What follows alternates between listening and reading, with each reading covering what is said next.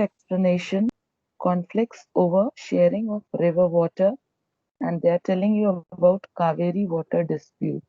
Now, Kaveri is the name of a river, okay? And because of its water, it crosses two states. There has been a constant dispute. What is a dispute? Fight or a quarrel. Okay. So here they are telling you that conflicts even happen for water, and especially nowadays, the water has been in scarcity, so there's been constant conflict. And here they have taken up one such conflict. Sharing of river water by different states is another matter of conflict and dispute. As the river originates in, flows through, and ends in different states, the dispute is natural. Let's discuss the Kaveri water dispute between Karnataka and Tamil Nadu. Please underline these two states, Karnataka and Tamil Nadu. Now, in these two states, now we all know that river originates at one place and then it flows all the way and ends in the other place. So, in this whole process, the river water of Kaveri touches two states, Karnataka and Tamil Nadu. Now, two dams are located on river. Underline these two names also. Krishna Sagar Dam in Karnataka and Mettur Dam in Tamil Nadu. Okay, so now over this Kaveri River, there are two dams. One is Krishna Sagar Dam, which is in Karnataka, and the other is Mettur Dam, which is in Tamil Nadu. Now the water in the former dam, that means Krishna Sagar, is used for irrigating a vast stretch of cultivated land in Karnataka. Apart from being the main water source for Bangalore, the water in the latter dam is used to irrigate vast areas of land in Tamil Nadu. Now they are telling you in both these wild states, the major use of this water is for irrigation. That means both are needing it for agriculture and cultivation, yet they are fighting for it. Okay. Now the Mettur Dam can be filled up only if water is discharged from the Krishna Sagar Dam. That means only if Karnataka state releases water from Krishna Sagar Dam, only then the Mettur Dam can be filled in. Okay? Otherwise, it remains empty. So now what these people do is both states need as much water as possible. This gave rise to a conflict regarding sharing of water. The Union government and the Supreme Court had to step in to resolve the issue. The dispute is not yet fully resolved. Now, since both these dams need water, both these states need water, the major drawback was that only when Karnataka released water, that the Mettur Dam in Tamil Nadu could get the water. So, if these two states are constantly in dispute for the use of water, many a times Karnataka does not release water so that it could be used by the Mettur Dam in Tamil Nadu. So for this, union government, what is union government? That is central government, national government, not the state government. National government had to interfere in this. Why? Because it was a matter of two states and both were fighting. So the national government interfered, and even the Supreme Court, which is highest court of justice, you all have read about it. Supreme Court being the highest court of justice, interfered and they said to resolve the dispute. Resolve means to solve out. Both have worked together, but still it's a constant dispute among the two states. It is the primary responsibility of the government's organs to resolve a conflict peacefully and amicably. Now they are telling you it is the government's work. It's its responsibility to sort out any problem, to sort out any dispute among two or more states, to sort out any kind of lagging of working in any state. So it is the responsibility of the government to do it peacefully and amicably. Amicably means wisely and tactfully. Okay? Our constitution has provided detailed rules and regulations regarding various issues and matters. Now, what is constitution? Constitution is a set of written laws. If you want, you can write down the meaning of a constitution. Constitution is a set of written laws for the country. A set of written laws for the country. And who wrote our constitution? You remember? Dr. Dr. B.R. B. Ambedkar. R. Ambedkar. Very, very good. Very good. And I'm so happy to see you all in your school uniform. Not you all, I mean the some who are wearing. Okay. So they are telling you that the Constitution has provided detailed instructions and rules regarding any matter, any issue. There are set of laws given for everything. Now the conflicts and differences are resolved by the government as per the provision of law made under the Indian Constitution. So it is the duty of the government which is in power to follow that constitutional laws. Those constitutional laws are followed by the government, and then any dispute is solved. So it doesn't make any sense like the government in power cannot enforce any of its own laws. It has to basically follow the laws laid down for the country, and that is written in the constitution.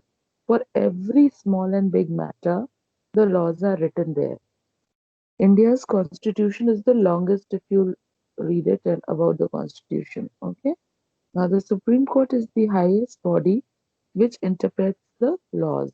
Now, the justice is given by the court. So we know that Supreme Court is the highest court and it is where these laws are being practiced. The Constitution, whatever laws have been made by the Constitution, the Supreme Court is the follower of those laws. It keeps a check that whether these laws are being followed. If there is any discrepancy, if there is any problem, it is the Supreme Court which interferes and sorts out the matter. Now, the next heading is need to resolve conflict. Now, need is why do we need it? Resolve means to solve. Conflict means any problem or any quarrel. So, why do we need to resolve? Why do we need to solve any problem? Why proper functioning of of a government can only be possible problem. So that is why we need to resolve. Let us see. India is a country of diversities. People belonging to different castes and religions live here. Generally, people of lower caste are socially and economically backward. They are at loggerheads with people of upper caste. Now, here they are telling you that Indian people have a diversity. That means there are a variety of people living in India.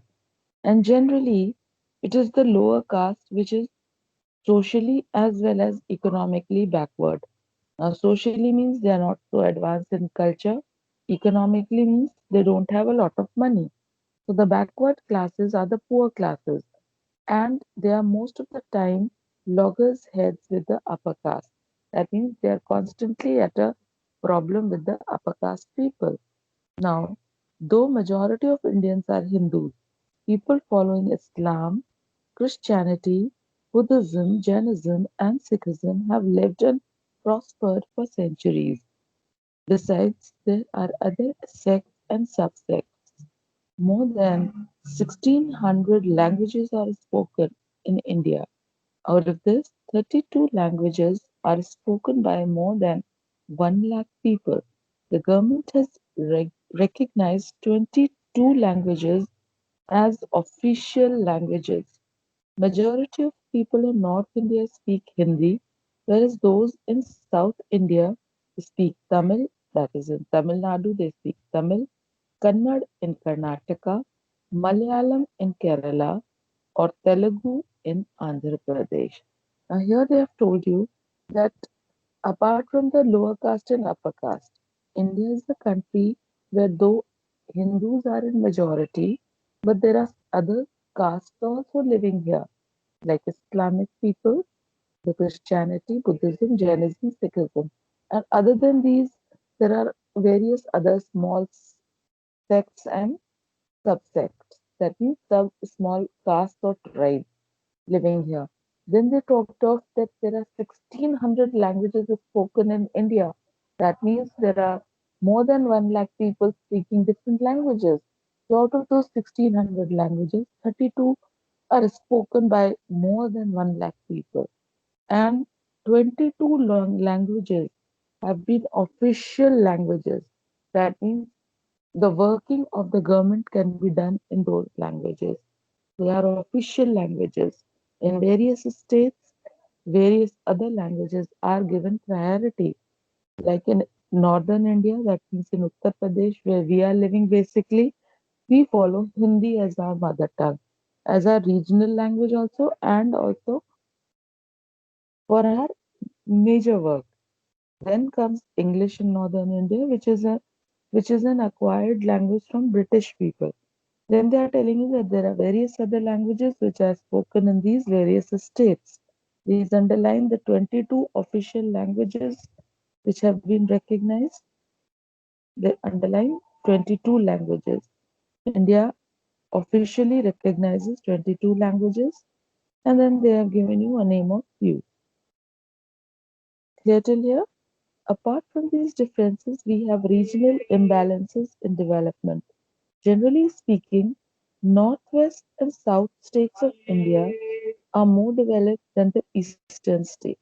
Now they are telling you that the northwest states, that means the area of Gujarat and this side of the states are more developed than the northeastern states, that means the Assam area. Then they are telling you, therefore, conflicts and tensions are natural in Indian society. Caste and religious conflicts are most common. Let's learn by example. When the government decided to revise 27% of jobs for the other backward classes, caste conflicts broke out. People belonging to upper caste and lower caste organized demonstrations, processions, and public meetings for and against the order of the government. Eventually, the Supreme Court intervened and stayed the decision. After a few years, the Supreme Court gave a verdict in favor of other backward classes (OBC) reservation. Thus, we find here that the highest court of our country resolved the conflict. Now, here they gave one another example. They said that one of the government, when it was in power, it gave 27% of job security to the backward classes. That means out of every jobs, 100 seats, 27 seats will automatically be given to the lower caste. Now, the upper class did not like it. Why? Because they said that all should study, all should compete for the examination of that particular seat, and whoever qualifies should be given that seat. But then the government had said that out of 100 seats, 27 is compulsorily to be given to the other backward classes. Now, this was the conflict. Now, the conflict arose. The lower caste were at fight. There were demonstrations and processions. Seeing all this chaos, Supreme Court gave a verdict. It stayed back. It stayed back the orders. That means it held the orders. उसने orders को रोक दिया कि नहीं अभी कुछ नहीं होगा. Then after few months, it gave passed out the laws, and those laws were in favor of the backward classes. That means the reservation of seats was confirmed. 27% was to be given to the backward classes, whether they deserved it or they did not, but the seats were given to them. That means the other caste had to study and get those marks to get those 100 seats, whereas the backward classes, even whatever percentage they got, 27 seats for sure were for them only. Okay, now religious at celebrations by one community sometimes cause tension and conflict. The route of a procession of Hindus might pass through a Muslim dominated locality and vice versa. A Durga Puja procession might pass through a Muslim dominated area. A Muharram procession or Tazia might proceed through a Hindu dominated area. In such cases, communal passions arise and flare up. Here, here the police organize a meeting of elders of both communities, discuss various issues, and appeal them to maintain peace. The administration has the responsibility to maintain law and order. Now they are citing up another example where they are saying that the religious processions in various festivals might be one issue of conflict. Like supposing a Durga Puja procession, as it is passing, it might come across some localities where there are Muslims. In the same way, a Muharram procession, while it is moving, might come across an area which is Hindu dominated area. So at that and those times there could be a possibility of a clash between these two communities. Now, police of that particular state takes all the charge to work out the law and order, and they talk to the eldermen, the wise people of both the communities, and convince them that please take charge, that this should go on smoothly and peacefully. So it is the administration who is responsible to look after the law and order of a particular place. So they do it wisely and intelligently so that there is no chaos anywhere. We stop here. We have another class.